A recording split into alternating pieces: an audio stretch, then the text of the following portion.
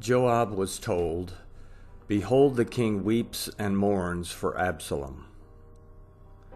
The victory that day was turned into mourning among all the people. For the people heard it and said that day, "The king grieves for his son."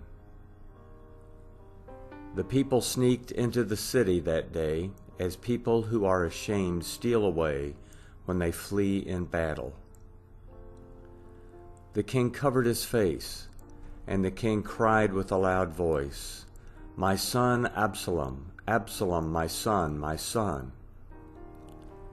Joab came into the house to the king and said, "Today you have shamed the faces of all your servants, who today have saved your life, and the lives of your sons and your daughters, and the lives of your wives, and the lives of your concubines, in that you love those who hate you and hate those who love you. For you have declared today that princes and servants are nothing to you. For today I perceive that if Absalom had lived and we had all died today, then it would have pleased you well. Now therefore arise, go out and speak to comfort your servants. For I swear by Yahweh, if you don't go out, not a man will stay with you this night. That would be worse to you than all the evil that has happened to you from your youth until now." Then the king arose and sat in the gate. They told to all the people, saying, "Behold, the king is sitting in the gate." All the people came before the king. Now Israel had fled every man to his tent.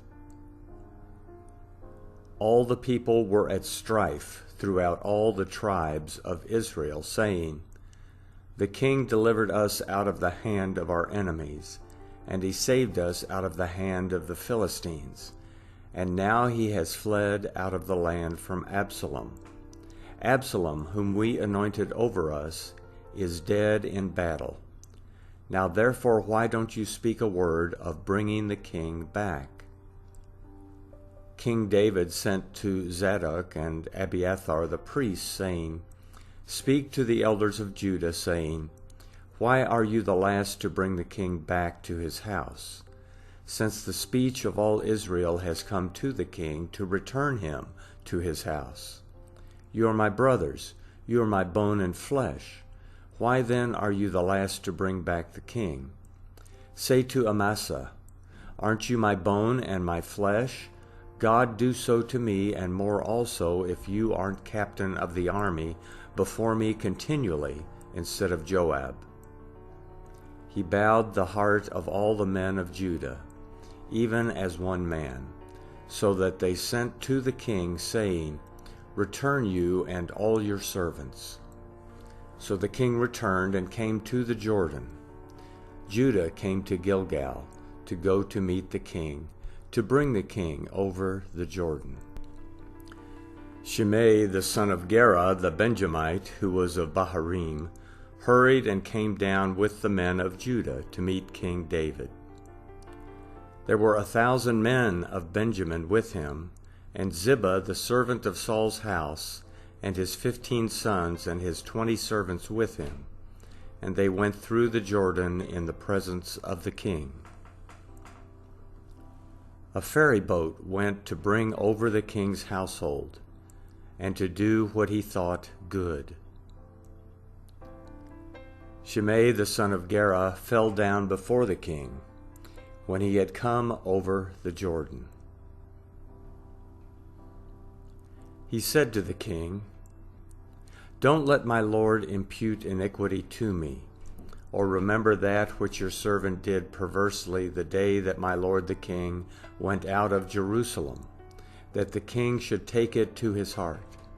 For your servant knows that I have sinned. Therefore, behold, I have come today as the first of all the house of Joseph to go down to meet my lord the king." But Abishai the son of Zeruiah answered, "Shouldn't Shimei be put to death for this, because he cursed Yahweh's anointed?" David said, "What have I to do with you, you sons of Zeruiah? that you should be adversaries to me today? Shall any man be put to death today in Israel? For don't I know that I am king over Israel today?" The king said to Shimei, "You will not die." The king swore to him,